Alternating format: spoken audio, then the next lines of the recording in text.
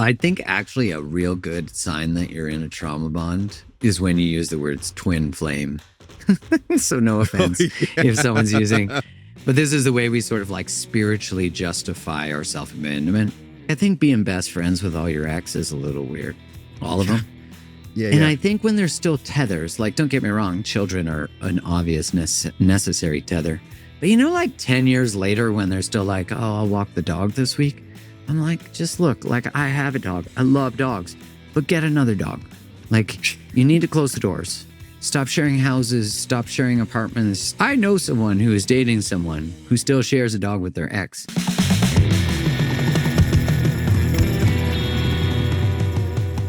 Some people study love. Mark Groves lives it. He's not preaching fairy tales. He's pulling truth out of the wreckage. This is a man who turned heartbreak into a doctorate in human connection, who looked his pain dead in the eyes and said, teach me. And it did. From Create the Love to the Mark Groves podcast, he's become a voice for emotional sobriety, for taking off the mask, dropping the performance, and remembering who we are beneath all the noise. Today, we're not going to be talking about dating. We're going to be talking about truth and learning. Stop chasing people who don't see you and start becoming the kind of person who can finally see yourself. Welcome, Mark, to the Seano. So this is a real blessing to have you, man. I love what you do. And I before we get into all your great teachings, and I need to hear a little bit of a backstory, because there's no way a brother can be dropping truth like that unless he had some real hard life lessons. Yeah. Well, the origins of my real deep interest in human behavior actually come from a desire to manipulate human behavior. I was in pharmaceutical sales actually for about 14 years. And in that time, I went through a breakup, and it was actually through that I wanted to understand, why am I so good at talking about everything but my feelings? Like, there's something more going on. It's not a skill set issue. And I was really obsessed with understanding how to change behavior. But then once I hit that sort of emotional rock bottom, I just thought to myself, like, I felt like I'd had the blinders on for so long that I'd just been checking off the boxes of my life, doing all the things I was supposed to do. For the first time in my life, I chose to go against that narrative. And I found myself, strangely, in the most difficult moment of my life, I found myself the most connected to myself and most proud of myself, despite society saying I was a failure for having a relationship end. Mark, how long ago was that? Almost 18 years. Wow. And that was your tap out moment? Yeah, that was the first time I ever even thought about why I did what I did and who was I and what shaped me. And it was actually reading Man's Search for Meaning after that, where I was like, wait, maybe I'm actually here to do something more than just be a provider and make enough money to take care of a family. Like, maybe there's something to be found in this pain that I'm in. I never thought about that. That wasn't like I wasn't thinking about purpose and meaning. I was thinking, get a degree in finance or marketing or something smart that would make good money. And that was it. But then once that happened, I was like, wow, I've been living pretty much on autopilot. So you get introduced to the great Viktor Frankl book, Man's Search for Meaning, which is a must read for anybody who's on the path. Yeah. And what inspired you in that book? The idea that to live is to suffer, but to survive is to find meaning in your suffering.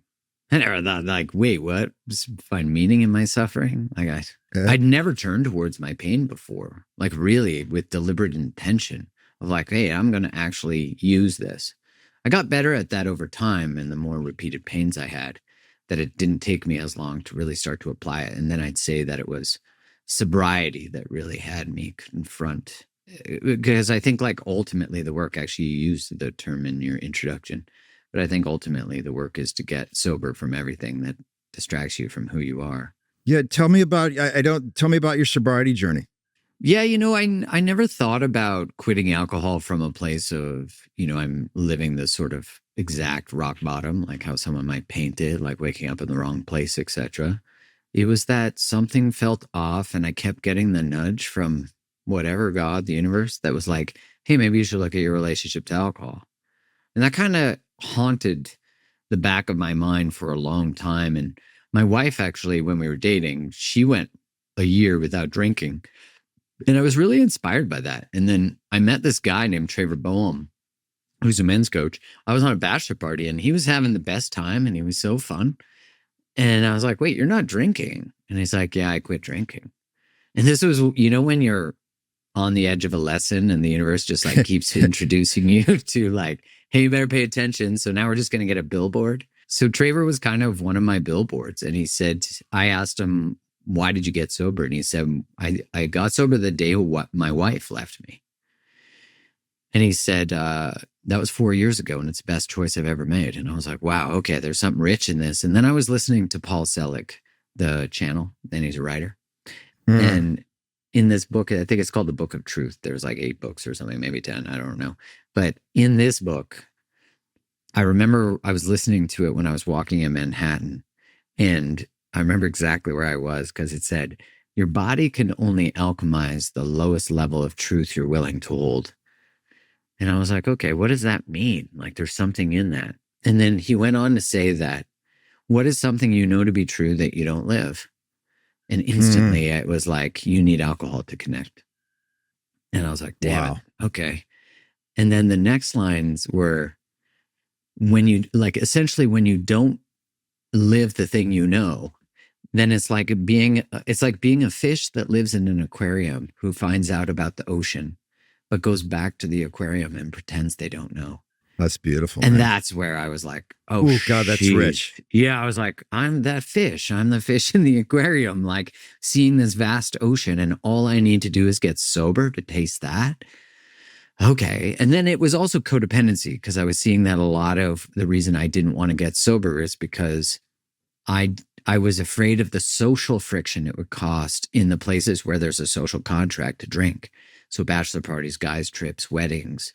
And, I had like a guy's trip, a bachelor party, and a wedding I was emceeing right after I decided. So I got to break all these social contracts and experience myself in discomfort with the discomfort of other people that were having a response to my reflection to them of their lack of choice. If Interesting. That makes sense. Yeah. It makes perfect sense. But Mark, what I get from you though is there was, you came out of this difficult relationship. You're questioning whether or not you should not drink anymore. There was an opening though. You weren't in like blatant denial. There was, right? Yeah. There was there's something here. I'm not ready to confront what's here. I wasn't ready to say full stop, but it was when I had that awareness that I had a piece of knowledge I wasn't implementing. And the time between my engagement ending and that sobriety is years. Like that's probably about 14 years. So I didn't think I needed to get sober at 27. I was still using alcohol to even though I started to awaken to my thought process and who I was, I still used alcohol to numb, just more subtly. It was almost like I was microdosing grief. Microdosing grief. I love it. Oh, that's beautiful, man. I'm all about that. And then was it easy for you to get sober? Did you struggle? Now, actually, once I broke those first social contracts, then it was easy. And I was only going to do it for a year. But then once I tasted a year, I was like, I can't go back. I can't consciously go back. And did you enter a recovery community or just do it on your own? No, I just did it on my own. Did it on your own? Yeah. Beautiful. Because it wasn't so much an addiction as it was. I mean, on some level, it's an addiction, because an addiction is, take anything that changes your state and that you don't have discernment over is an addiction. And so I didn't have discernment over it. And a lot of my work, I'd say all my work is about creating choice where you don't have any right now. And so, could be because ultimately, if you can't leave a relationship, you can't choose it. And so by leaving alcohol, if I ever decided to re-engage with it, it would be from a place of choose to, not have to. And that's something I notice I kind of play whack-a-mole with that in every area of my life. I'm sort of taking out each block, like each domino, till everything in my life is from choice. There's no have-tos. Got it. That makes perfect sense. And then Mark, walk us through, how did you start Create the Love? Walk us through that path? I want to hear that. Well, from the time when I was 27, when I went through the engagement ending, I just wanted to really understand why marriage existed. I didn't understand it. I grew up Catholic, so I found myself a recovering Catholic. I wanted to understand, why did I follow this idea that everyone gets married and goes off into la la land? When I broke off my engagement, I realized, oh my God, there's a lot of divorce around me. And wait, there's a lot of people who stay married and dislike each other. I want to understand this. And so I started to read books like The History of Marriage from Stephanie Coontz, and then I found things like positive psychology, and that I was really obsessed with, because I thought, oh my God, the science of optimization, instead of studying what's broken with us, why don't we focus on what's good? And I started to write about what I was learning, because I felt like there was a big gap in the space of relationship. So I started to write about what I was learning, and then that started to do well. And then I preach about people using breakups as this vehicle for transformation, because you're between patterns. So there's very few times in your life where you're clearly between a pattern. And so you can assess where you come from and what shaped you. And now you can consciously, at least to our best ability, choose what you want to do moving forward, what you want to create.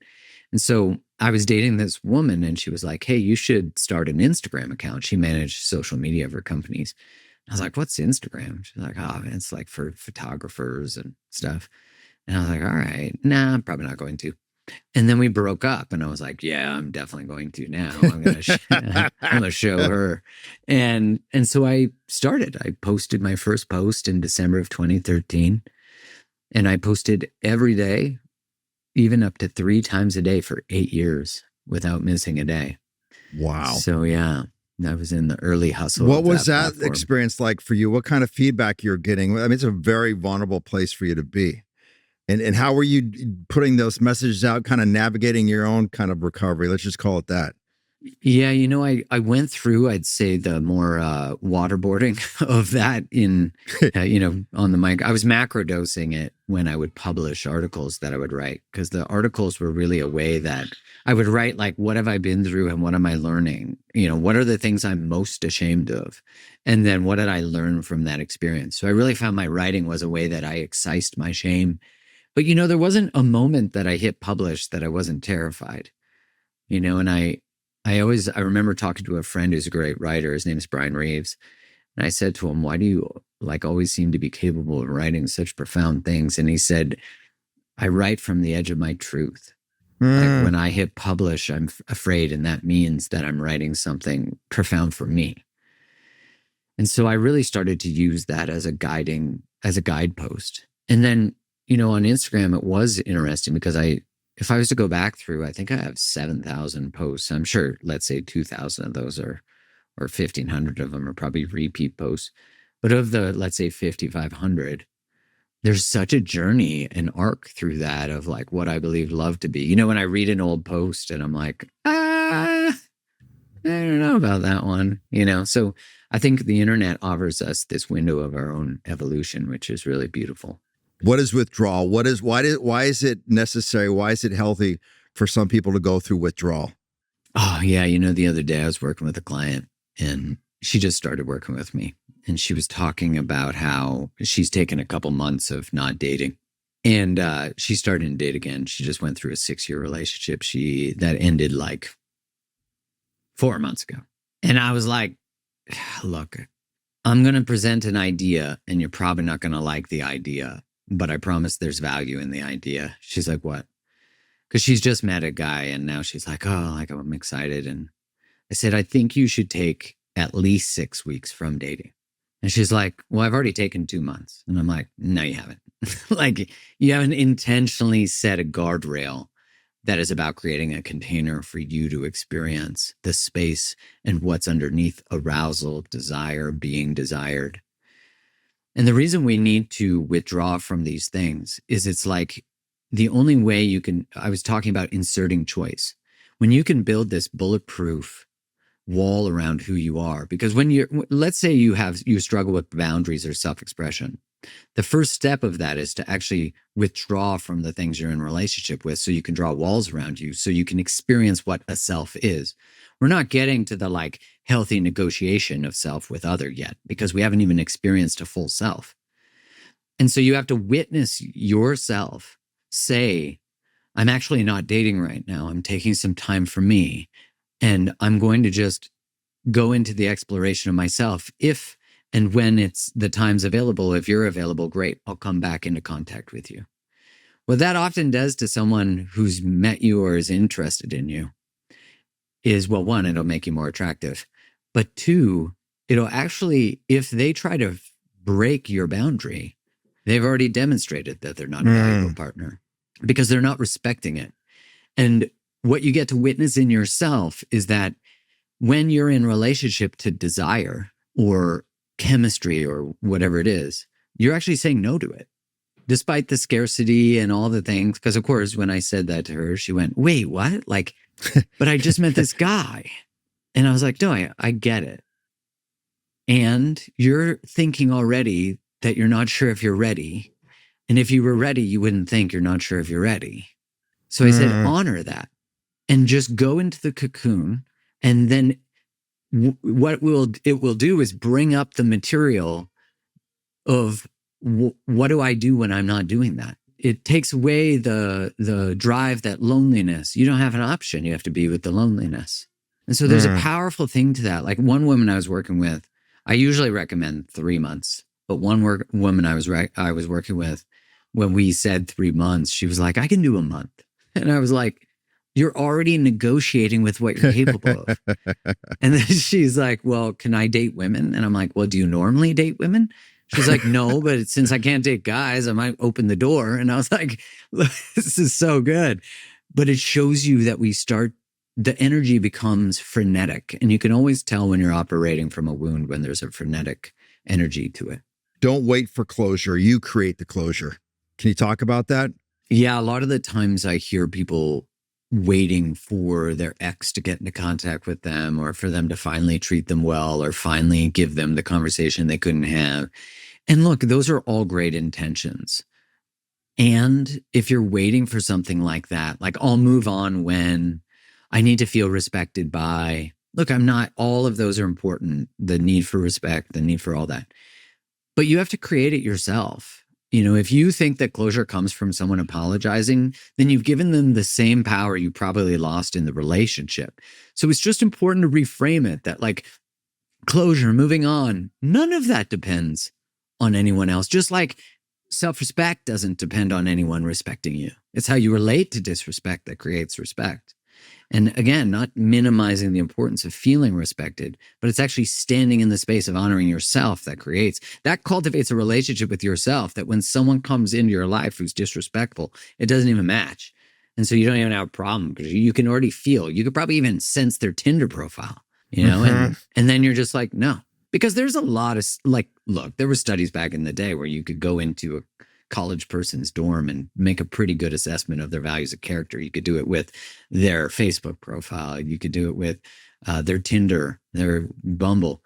We can make pretty accurate assessments of people. And, you know, these are called decision heuristics. They're ways that we shortcut decisions. We create value judgments. And sometimes we're going to be wrong. So, of course, curiosity is important and openness.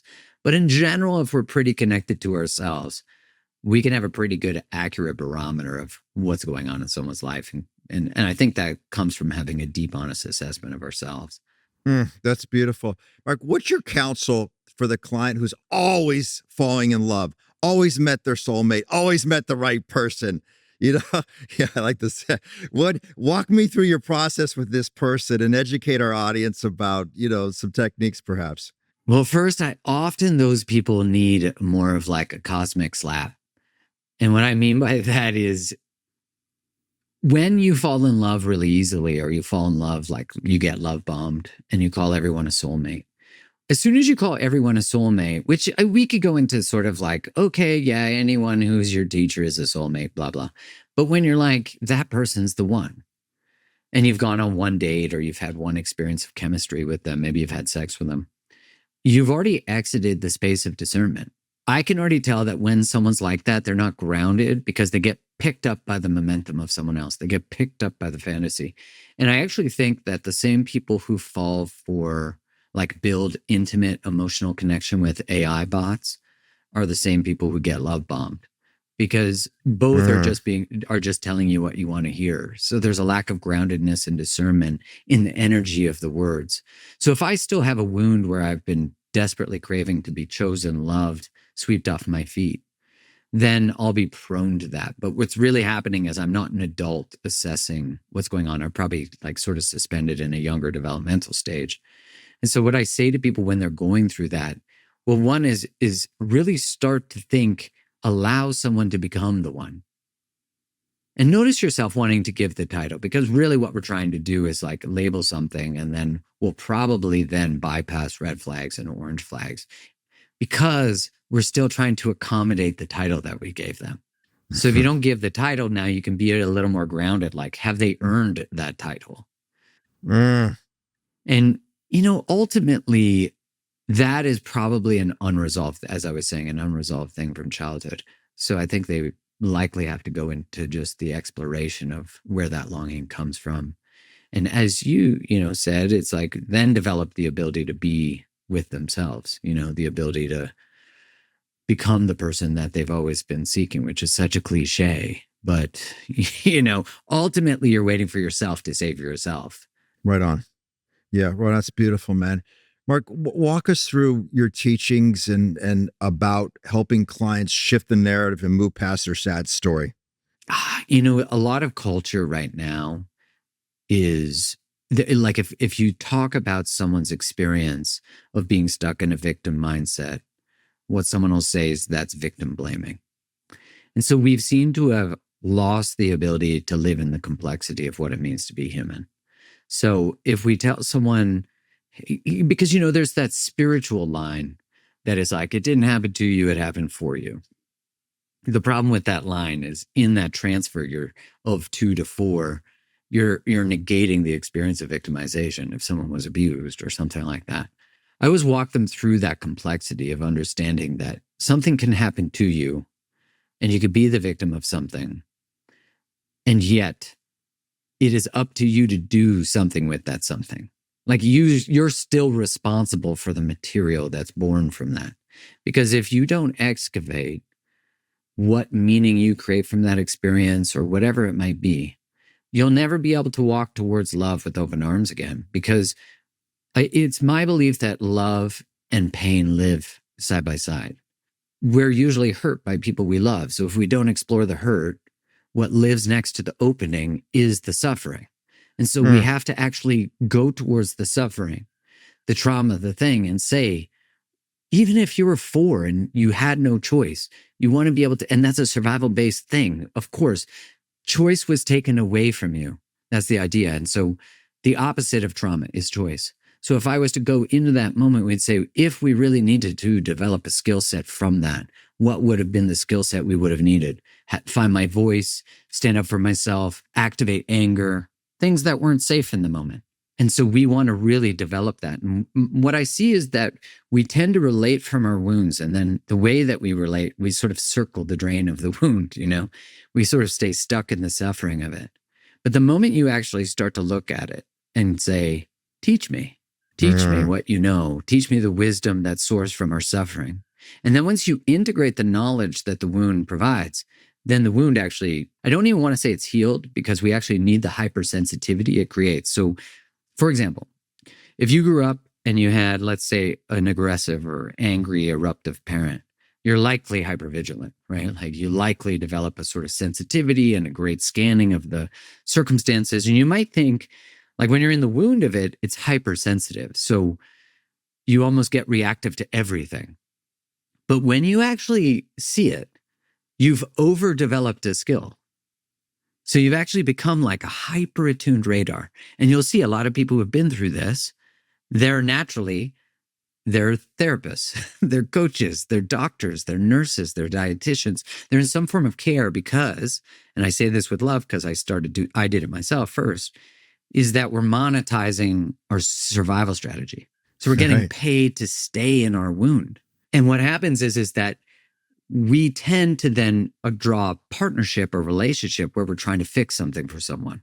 And you think of this like an enabler or codependency. And so what's happened is like, if you don't need me, then I'm not valuable. So I'm going to pay you to need me.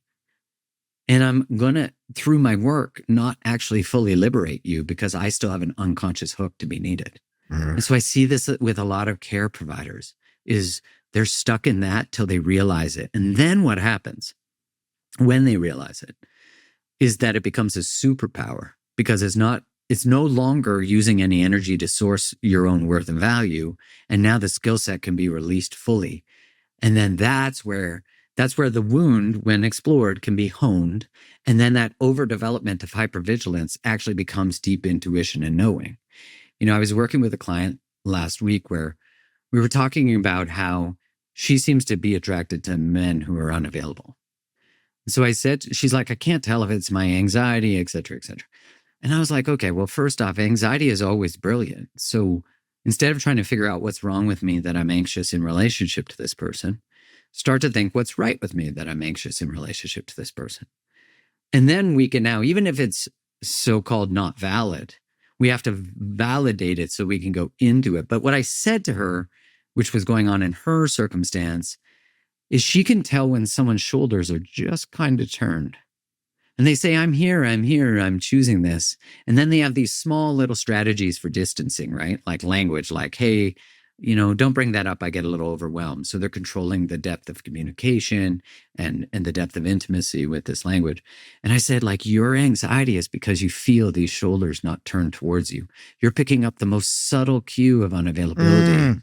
And so instead of being like, what's wrong with me that I can't tolerate this lack of alignment, it's pay attention and what would make your breath calm based on their behavior. It's not their responsibility, but it is your responsibility to hold the bar to what you need for their shoulders to turn to you.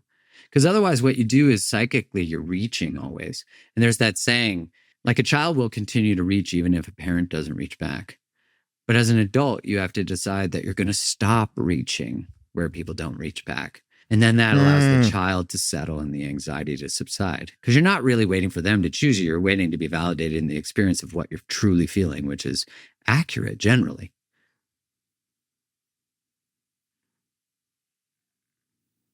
Oh, man. Red flags and orange flags, and green flags too, right? I think a lot of the times we are obsessed with other people's red flags, but we don't even realize our own, So that's a good place to start is like, what are my red flags? And if you could actually ask a former partner who's safe to ask, or even a best friend, what do you think are the things that I most need to work on? The other thing you can ask them is, what are my greatest gifts? That way you get a little balance of negative and positive feedback. And negative feedback not even being bad, but just, how some of us internalize the feedback. When people are looking for red and orange flags, really what I see is like a lot of the time people are not clear about actually what they desire relationally. So they actually haven't written out a list of the things they truly want. And then what happens when we're not clear is we just sort of follow connection. We just follow chemistry, but chemistry is not compatibility. And so a lot of the times we confuse those things. And so we know that if our chemistry has led to a lack of compatibility, then we know what we're probably doing is following a wound, right? Like we're still in a pattern of a wound. And so I always like to say to people, like, it just means like on some level, your radar or your picker is broken. And that's not a bad thing. It's not to shame it, but it's to say like the ultimate act of true freedom in relational patterns is that just because you have a draw to someone, you don't have to pursue it. And we generally pursue when we have connection because we believe connection is finite. But I think a lot about what Ram Dass says, that don't fall in love with the method. So like if meditation connects you to God, God exists within you. Meditation just connected you to them or him or her or whatever. And so it's like if you didn't find love in a person, you fell in love with a person and love was already there. They just awakened what's within you. So when you really start to get that, then you realize that chemistry is something that you share, but it's something that you have. And so it's not something that lives finite in someone. So you stop operating from the scarcity of that. But a red flag, I would say, if anyone's just coming out of a relationship, that's a pretty good red flag. If someone's not clear on what they want, if someone is ambiguous or ambivalent about what they want, if someone's inconsistent in communication, if you try to set a boundary and they don't honor the boundary, if you ask for something that you need, if you set a boundary like, hey, I'm not ready to be intimate, and they sort of use shame or gaslight you or try to use guilt. I'd say it's generally, though, if they talk shit about their ex, that's a good sign. Because, yeah, one day you might be the ex, so you just have to be mindful of that. And I'd say, look, like, I think being best friends with all your ex is a little weird. All of them. Yeah. I think when there's still tethers, like, don't get me wrong, children are an obvious necessary tether. But, like 10 years later when they're still like, oh, I'll walk the dog this week. I'm like, just look, like, I have a dog. I love dogs, but get another dog. Like, you need to close the doors. Stop sharing houses. Stop sharing apartments. Stop. Like, I know someone who is dating someone who still shares a dog with their ex. You said we repeat what we don't repair. Mm-hmm. Talk about that, please. That's a great line. Yeah, if we don't actually bring completion to the thing, if we don't, because if you think about it, all relationships that are successful is rupture, repair.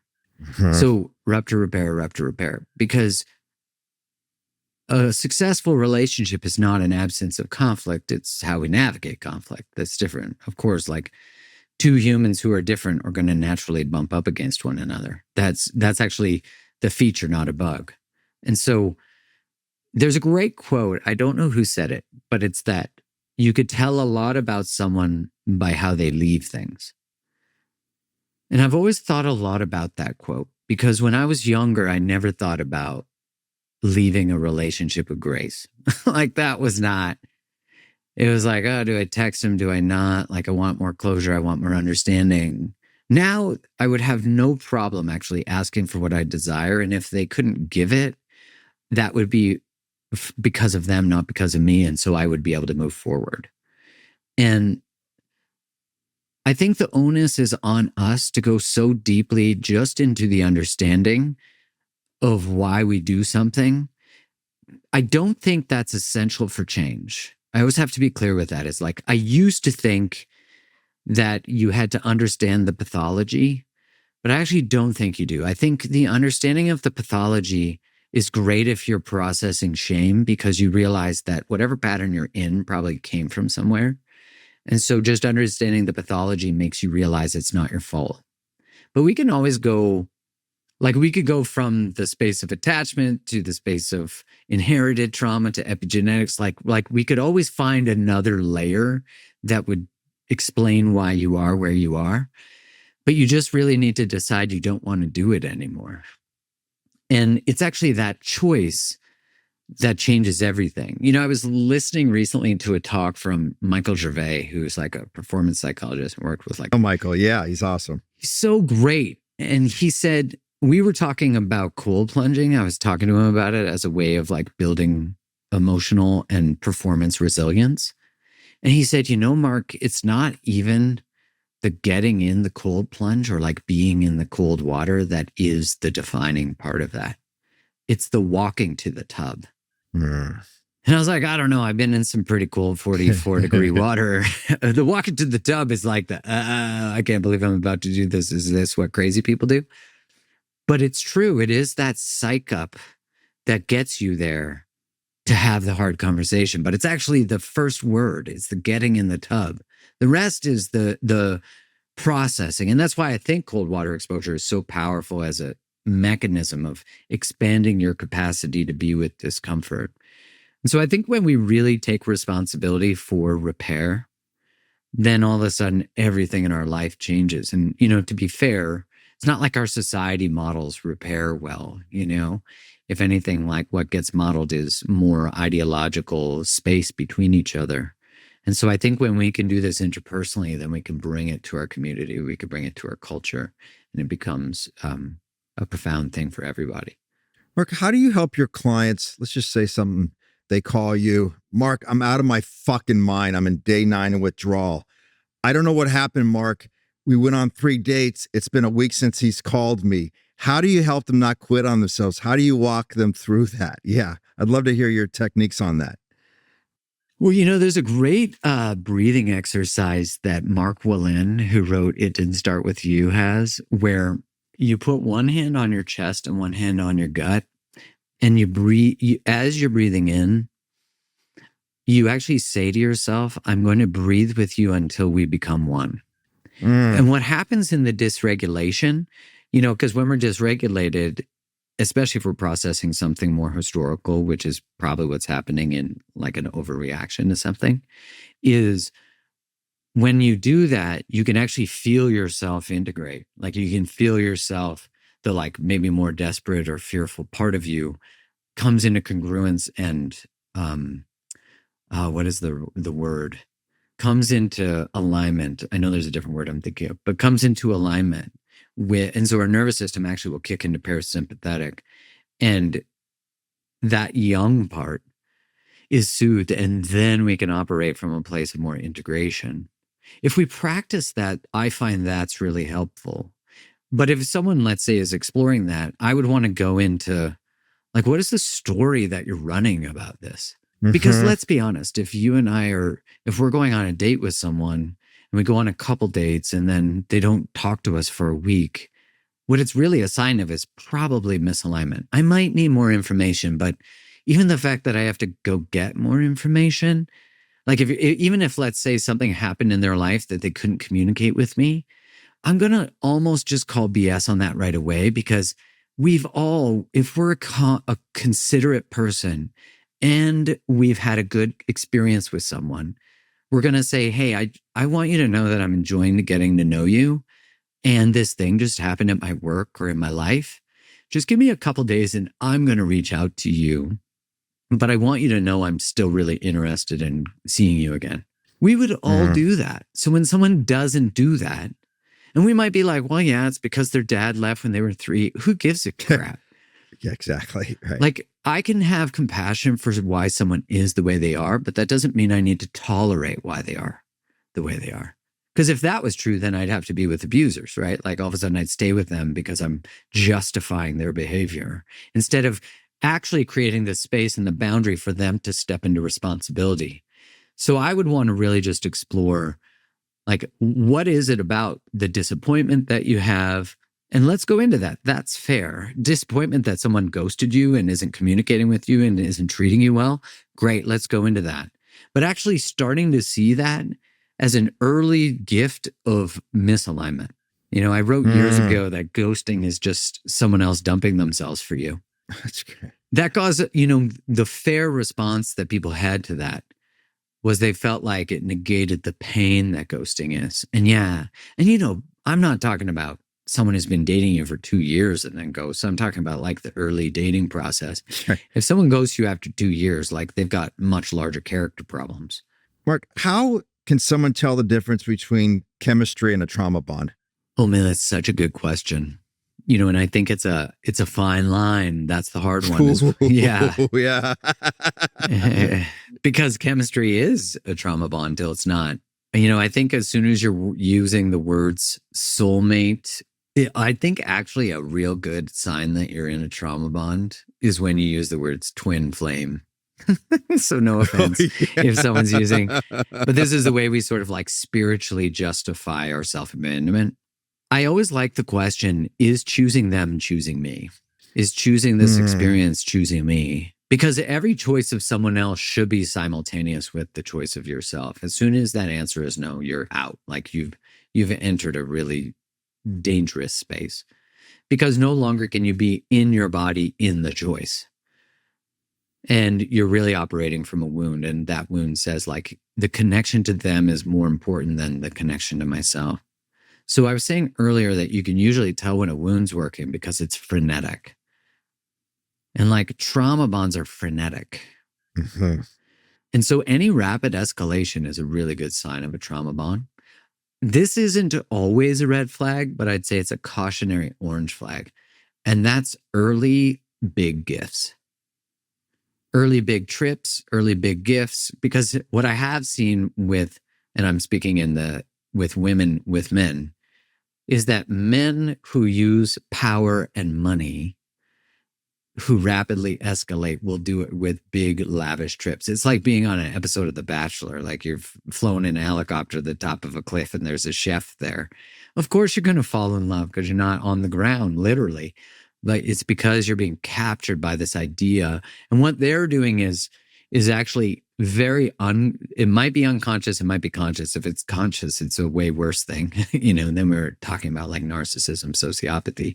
But it's like they're tapping into the part of you. They can sense like a drug dog when someone is waiting to be saved.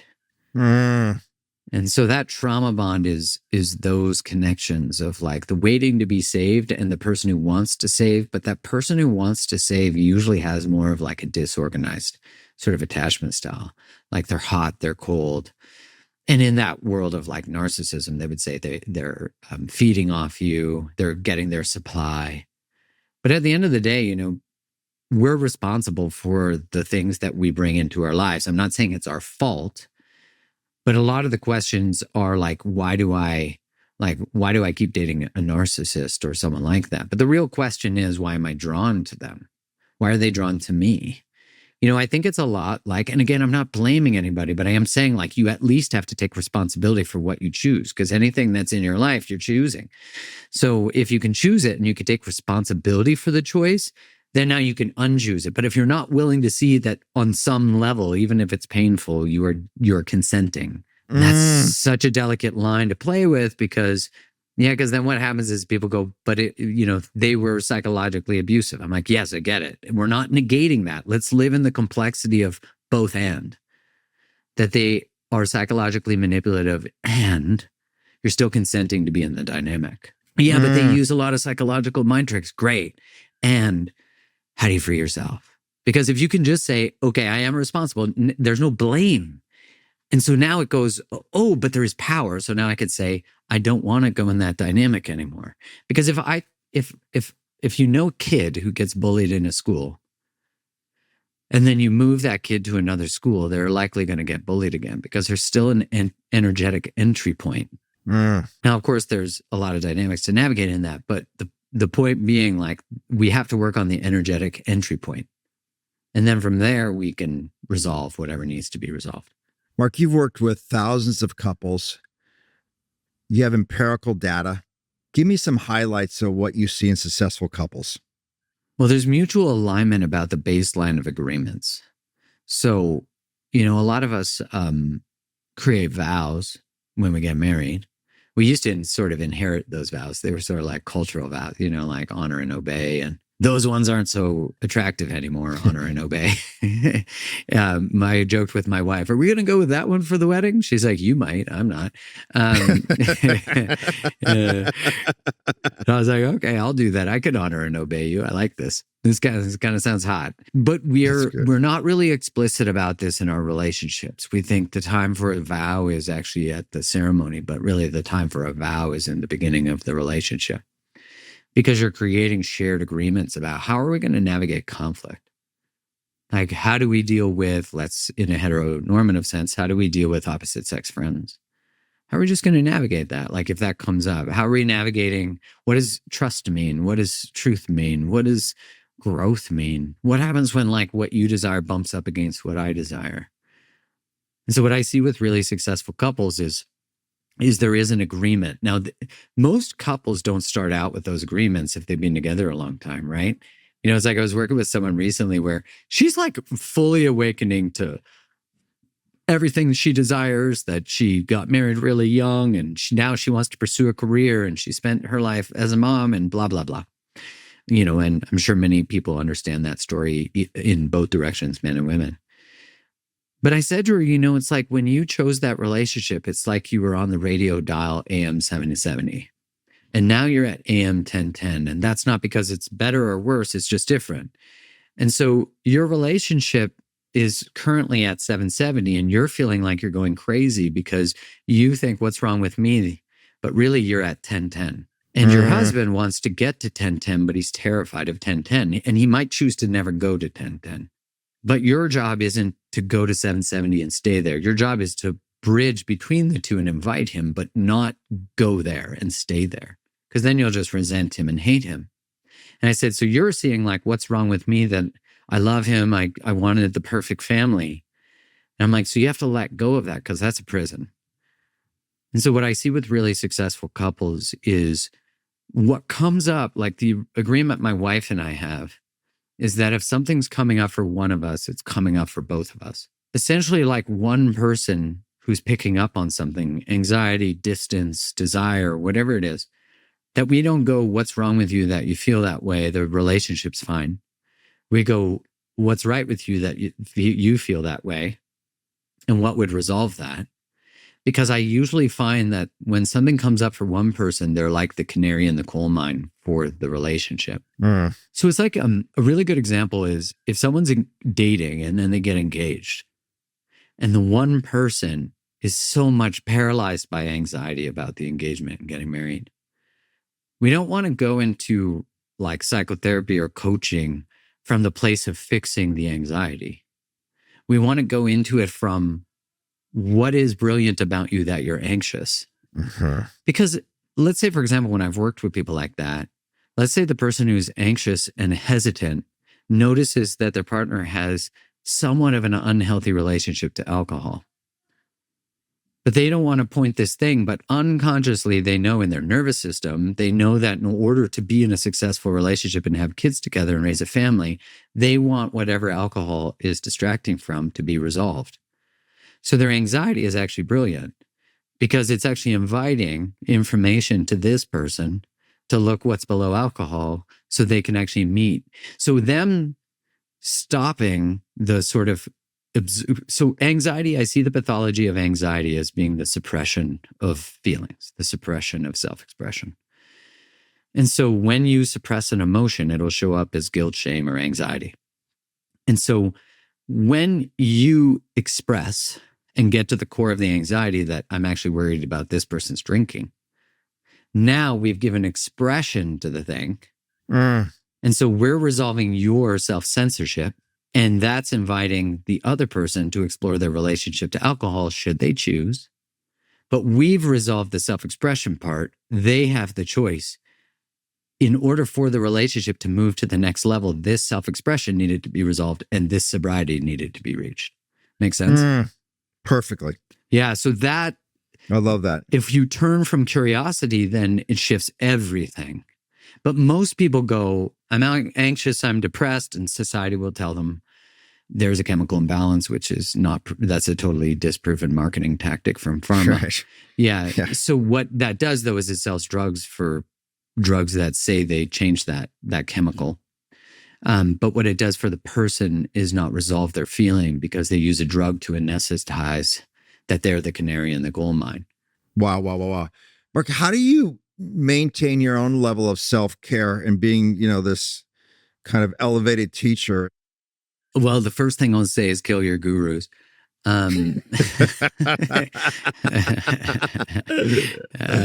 Because I think that anyone who wants to be an elevated teacher is poor. I see myself more as like I'm in the trenches and like I basically write and teach from the things I've struggled with and struggle with. So right now I'm really deeply exploring my relationship to technology.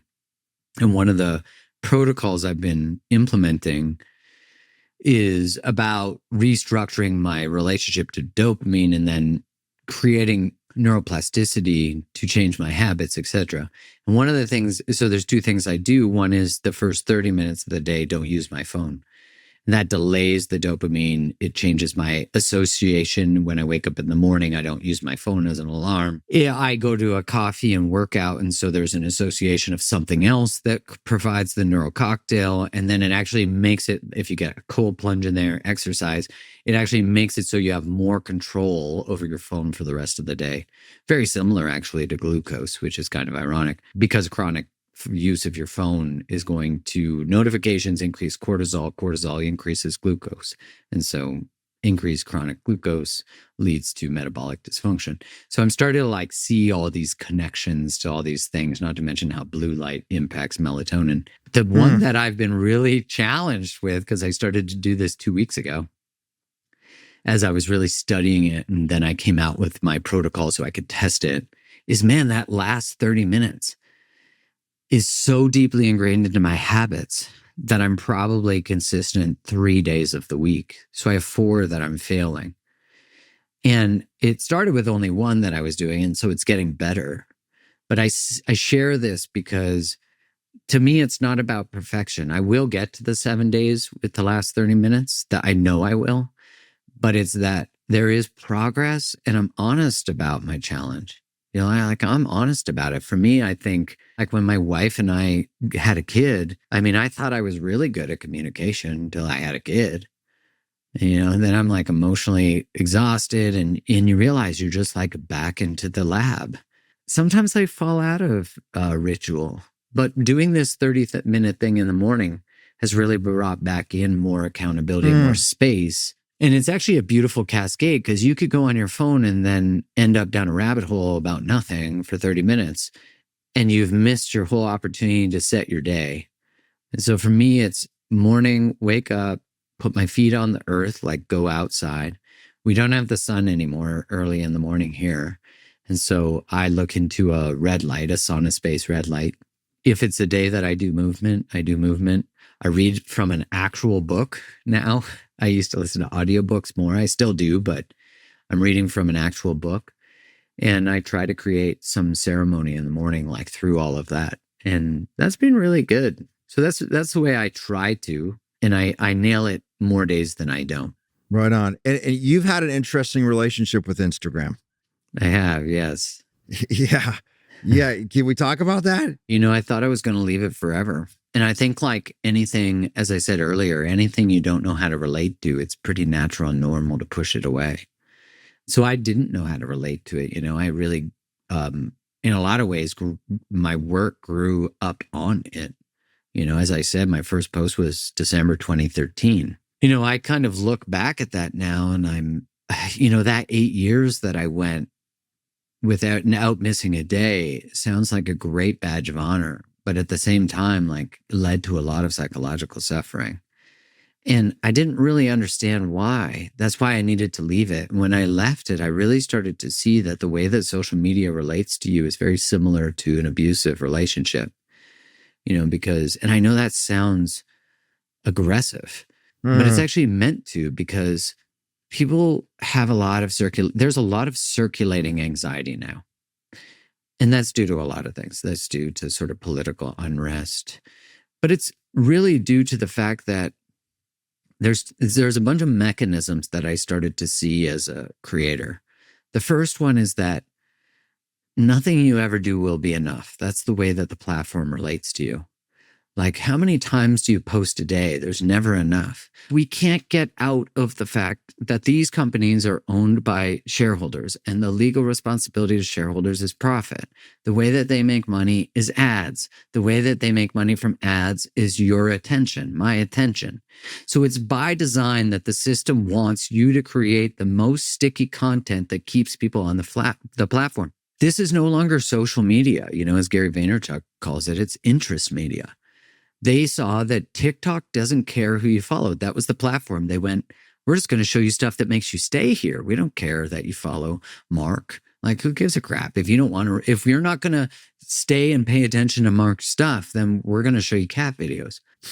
That's why the algorithm is, it's so bananas, because you can find yourself 30 minutes later stuck in a wormhole. And if you think about it, what it's really doing is inducing a trance state.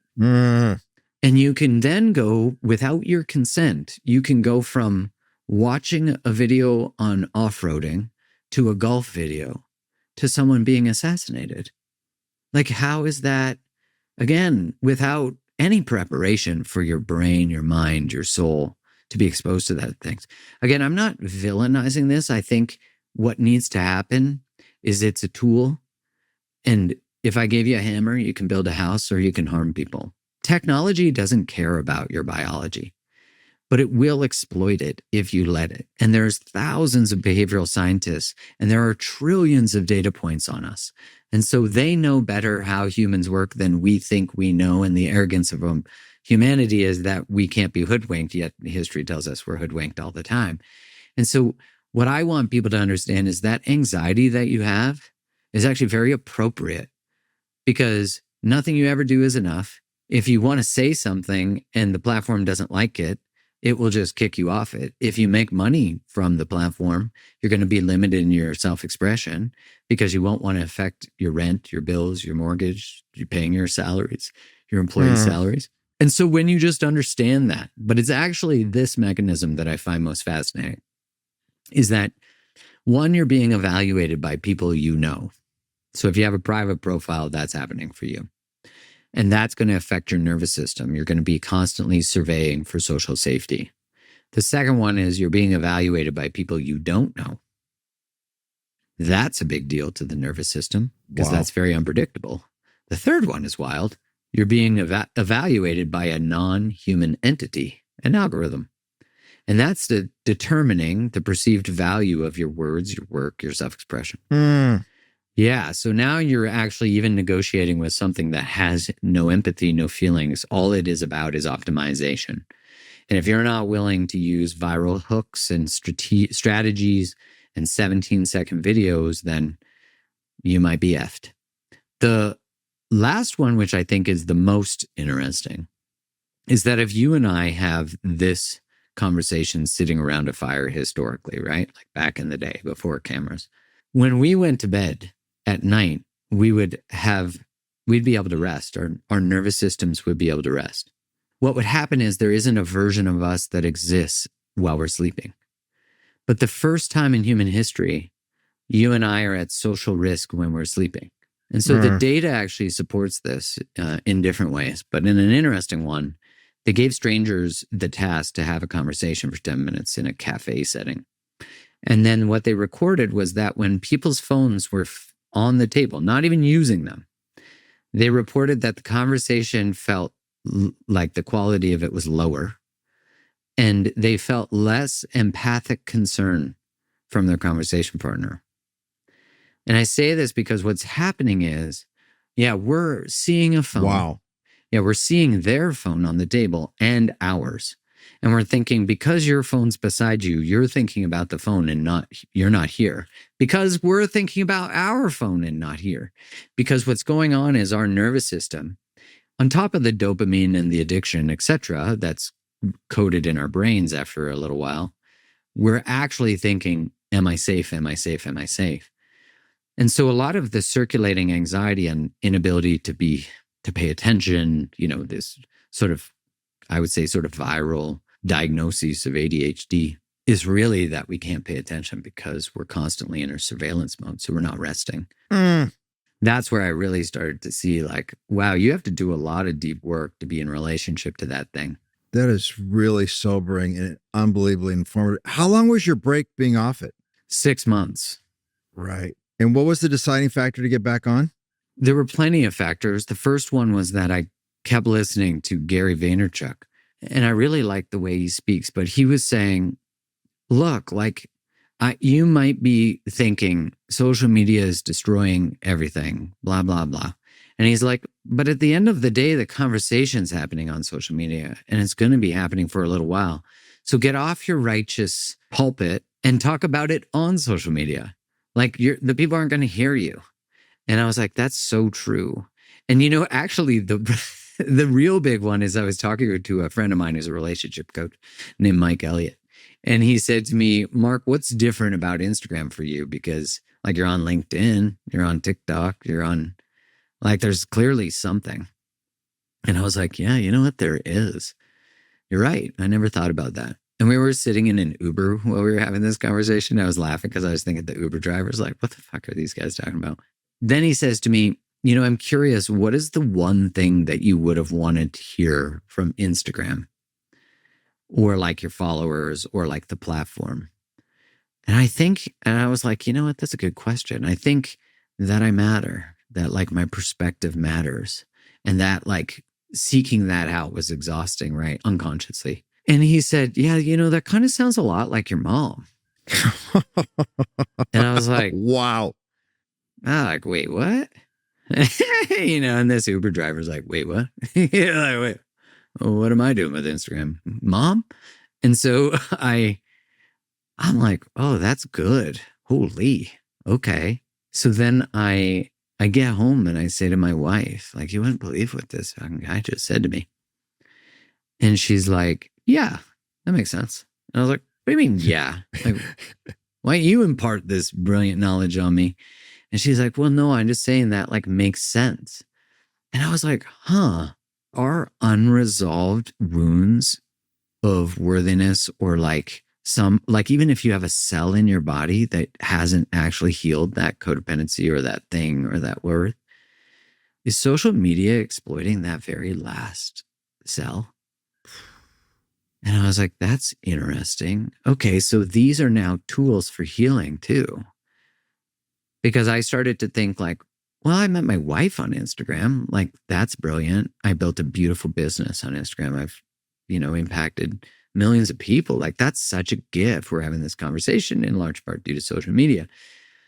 And so I was like, there's complexity to this. So like, how do I use this as a tool and decide that I'm using it? It's not using me. So again, coming back to, I left it. So now when I come back to it, it's on my terms. And how easily it can move. Like, that's the thing I've noticed. So if I can't decide when I pick up my phone's deciding when I pick it up. And so this is, for me, the most potent material to work with because it's the most deeply hooked into my biology, if that makes sense. Perfectly. Wow. Yeah. What's your experience the last 2 to 3 years with clients investigating psilocybin or plant medicine for their healing? Well, I've been on my own journey with that too. I did not know that. Yeah. So I went to Peru and did ayahuasca a couple of years ago. It's almost 2 years now. And then I had experienced psilocybin before that for healing. And then it'll be almost a year ago, I did an internal family systems parts work, MDMA psilocybin journey. And I've done a lot of things. And I will say that ayahuasca, I would say, is not my psychedelic. It was important and it was part of my journey. And I got some really good lessons from it. But I would say that it's not like my medicine, in general, like that I would come back to. As whereas psilocybin, I can come back to. I really actually find a lot of profound experiences from it. The MDMA and psilocybin is the most profound thing I've ever done. Wow. And the fastest. Like, I definitely want to do another experience just for more integration. But I did it with this guy named Mike Zeller. And what was so powerful about it is you do the MDMA. Have you done MDMA psilocybin? Yeah. Yep. Yeah. So he was explaining to me that the MDMA is an empathogen. So you can go like deep into any part, any trauma, any hurt. And you can't feel shame. Like, it's impossible. And that was true for me. So I could like go deepest into the hardest things. And then I had so much compassion. And then the MDM or the psilocybin allowed me to like come out and integrate it in my nervous system. And I actually found a week later myself in deep breaths that I hadn't taken in a long time. And oh, that's beautiful, man. Yeah, it was amazing. Like, I definitely know why I only did MDMA once in college, where I was like, this is too good. I can't do this again for a while, ever. And then when I did it for the therapy, so with a much deeper intention than going to a bar, and I was like, wow, I really get how someone would want to live in this world. Like, it's a profound experience, you just love everything. And it's almost like Christ consciousness, Well, and so Mark, what's your criteria if you do make recommendations for clients to investigate that? I think when someone's really stuck, I think about somatic therapy really being one of the most profound forms of work, because you're working at the level of the nervous system. And a lot of our stuff, it happens pre-verbally. So actually to try to verbally move through it just doesn't make sense, because language isn't even available. Like, no offense if someone sleep trains, but sleep training is for sure a somatic experience for a kid, and I was sleep trained. So it's like that can't be accessed through the mind, because the imprint in the nervous system is not language. It's terror. It's fear. It's mom's not coming. Dad's not coming. I think somatic therapy is really powerful for that. And so my recommendation when someone's stuck is somatic therapy and if there's a deep trauma that they're trying to resolve that they seem to just keep swimming in, I personally would recommend people for that. I'd at least, I'd recommend a consult with someone who knows about that. Right on. Yeah. Wow. Beautiful. And then lastly, talk about your book you did. Yeah, the book was, I wrote it with my wife. If you were to ask my wife and I if we would write a book together again, the answer would likely be no. It was good preparation to have a kid, I'll tell you that. Because you've got like two different styles of creativity, creating one thing, two different voices merging into one. And I believe deadlines are suggestions, and my wife likes structure and deadlines. So we accommodated her more need for more rigidity, which there's a chapter in the book called Liberation Through Limitation. And that might have been written for me. It was really a beautiful thing to write.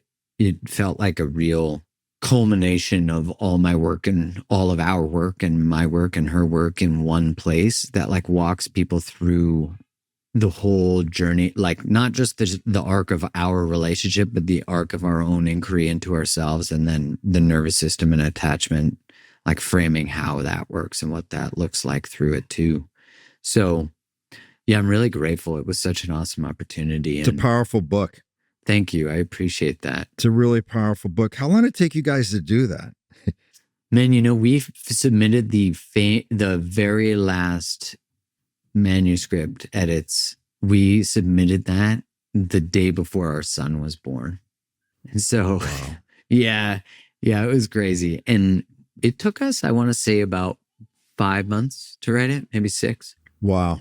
Yeah. Wow. Bad. Yeah, it was about that. And then we recorded the audio book, and that we actually did unscripted conversations at the end of each chapter that I really enjoyed. That's what having had a podcast, that was something that I really wanted to do. Right up your alley. Yeah. All right. You open for some rapid fire? Yeah, let's go. I love rapid fire. Huh? Let's go. The thing that I want to teach my son the most is? Love. Love is? Truth. The biggest lie I once believed about relationships was? Stay together at all costs. The moment I realized I was the problem was? When a woman told me I was. My favorite breakup song of all time. Oh, End of the Road, Boys to Men. The hardest boundary I ever had to set with somebody. Someone I love who was treating me poorly, who had addiction issues. Vulnerability is? Courageous. I knew I was healing when? I expressed my needs. Text to your younger self one sentence. What do you say? Your sensitivity is your superpower. The most underrated act of self-love is? Boundaries. One book every human should read about relationships. Other than our book is Getting the Love You Want by Harville Hendrix and Ellen Hunt. Oh, classic. So good. Finish this. Healing doesn't make you better than others. It makes you integrated. The world would be a better place if people understood that love is not peaceful. Seano, the thing I'm most grateful for is my wife. Right on, brother. Thank you, man. It's been a real blessing. Yeah, thanks for having me. It's a real gift to have you. Thank you for everything you do. Thanks for having me. It was such beautiful energy. I appreciate you. The Seano Show is a production of iHeart Podcasts, hosted by me, Seano McFarland, produced by Pod People and 28th Ave. Our lead producer is Keith Cornelick. Our executive producer is Lindsay Hoffman. Marketing lead is Ashley Weaver. Thank you so much for listening. We'll see you next week.